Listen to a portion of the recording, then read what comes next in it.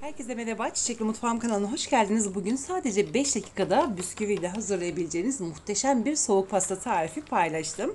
Lütfen deneyin, gerçekten de hem lezzetli hem de çok kolay. Bu arada eğer hala kanalıma abone değilseniz abone olmanızı, bildirim zilini açmanızı ve bu videoyu sonuna kadar izlemenizi önemli rica ederek hemen tarifime başlıyorum. Tarifim için toplamda 2 paket toz krem şanti kullandım ve üzerine 2 bardak soğuk süt ilavesi yaptım. Biliyorsunuz ki ben bütün tariflerimde standart su bardağı 200 milim kullanıyorum. Yine açıklamalar kısmında bu malzemelerin bütün detaylarını tek tek yazacağım. Mikseri hiç çalıştırmadan birazcık karıştırdım, ardından önce düşük, ardından da yüksek ayarda çırpacağım ta ki katı bir kıvam alana dek. Yapımı çok basit ve gerçekten de güzel, lezzetli bir tatlı. Buzlukta muhafaza edeceğiz. Hemen şunu tavsiye etmek istiyorum. Yaptıktan sonra bir gece boyunca dinlendirmenizi tavsiye ediyorum. O yüzden vaktiniz varsa bu tatlıyı akşamdan hazırlamanızı öneririm. Ertesi güne daha da lezzetli olacaktır. Aksi halde tabii ki de 4-5 saat içerisinde, biraz sonra videomun detayında belirteceğim. 4-5 saat sonra tüketebilirsiniz, ancak bir gece boyunca dinlenirse çok çok daha lezzetli olacaktır.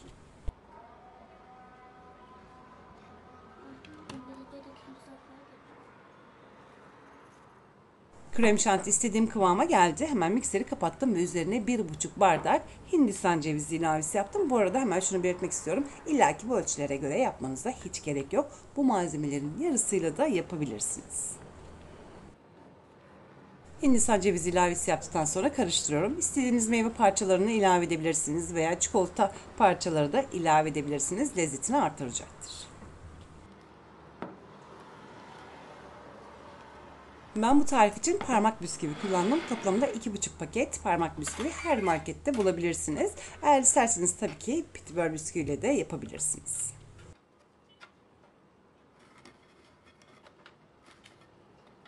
Bisküvileri hemen kalıba diziyorum. Şunu da belirtmek isterim ki bu pasta için böyle bir kalıp kullanmanıza hiç gerek yok. Kareli borcamlar kullanabilirsiniz veya uygun bir tepsi kullanabilirsiniz. Mutlaka kullanacağınız tepsi veya kalıp buzluğa sığıyor mu onu kontrol edin. Ondan sonra da istediğiniz kalıpla da yapabilirsiniz. Hiç sorun olmayacaktır.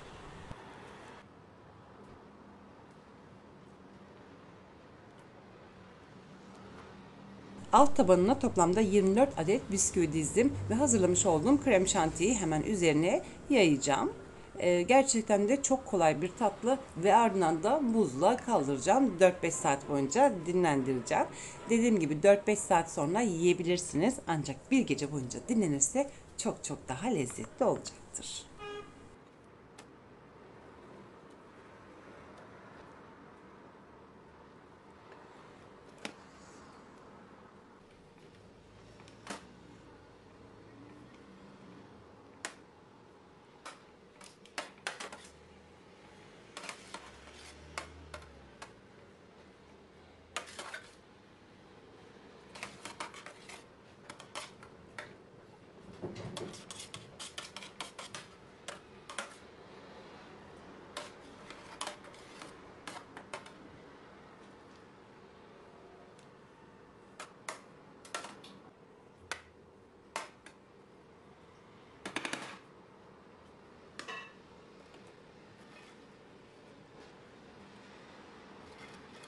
Krem şantinin tamamını serdikten sonra son olarak bir kat daha bisküvi seriyorum.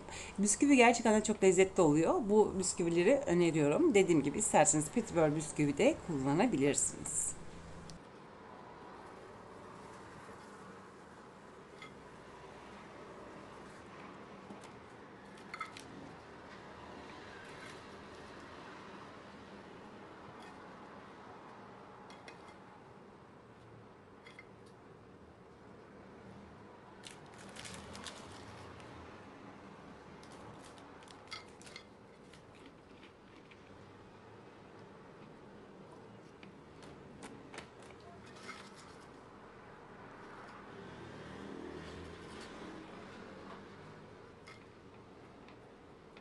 Ve artık tatlımız hazır. Sadece 5 dakikanın içerisinde hazırladım. Gerçekten de yapımı çok basit.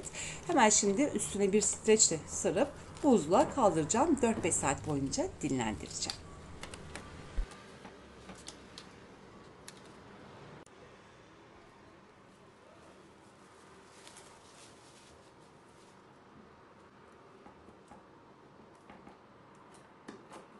Ve aradan toplamda 4-5 saat geçti. Şimdi hemen kesip tekrar buzluğa kaldıracağım. Bir gece boyunca dinlendireceğim. Dediğim gibi hemen yiyebilirsiniz. Yani 4-5 saatin sonunda hemen yiyebilirsiniz. Ancak bisküviler yeterince nemlenmedi. Yerken kırılma yapabilir. Bu nedenle bir gece boyunca dinlenmesini tavsiye ediyorum. Hem de krem şantinin lezzeti daha da oturacaktır.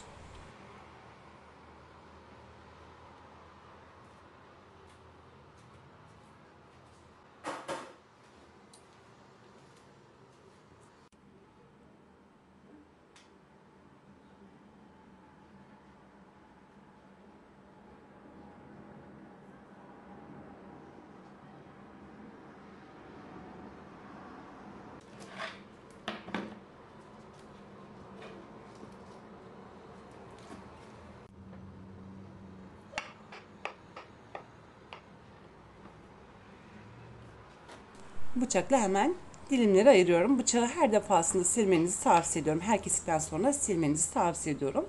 Bu şekilde kestikten sonra hemen bir plastik, uygun sağlıklı plastik kapların içerisine doldurup buzluğa kaldırabilirsiniz. Birbirine yapışmayacaktır.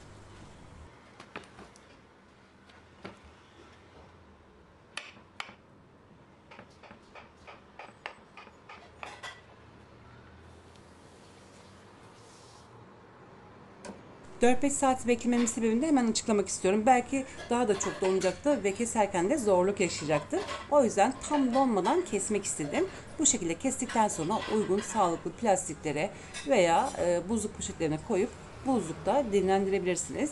2 gün boyunca buzlukta kalmasını öneriyorum. Daha fazla bekledikçe lezzetini kaybedecektir. Bu nedenle 2 gün içerisinde tüketmenizi tavsiye ediyorum. Tabii ki de yine de kontrol olunuz. Aradan toplamda bir gün geçti. Ben üzerini sarıp buzlukta beklettim. Şimdi müsaadenizle hemen tadına bakmak istiyorum. Bakalım nasıl olmuş.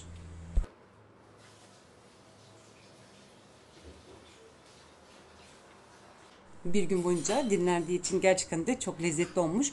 Bisküviler nemlenmiş ve içindeki kremayla da bütünleşmiş. Çok lezzetli. Eminim denediğiniz zaman sizler de çok beğeneceksiniz.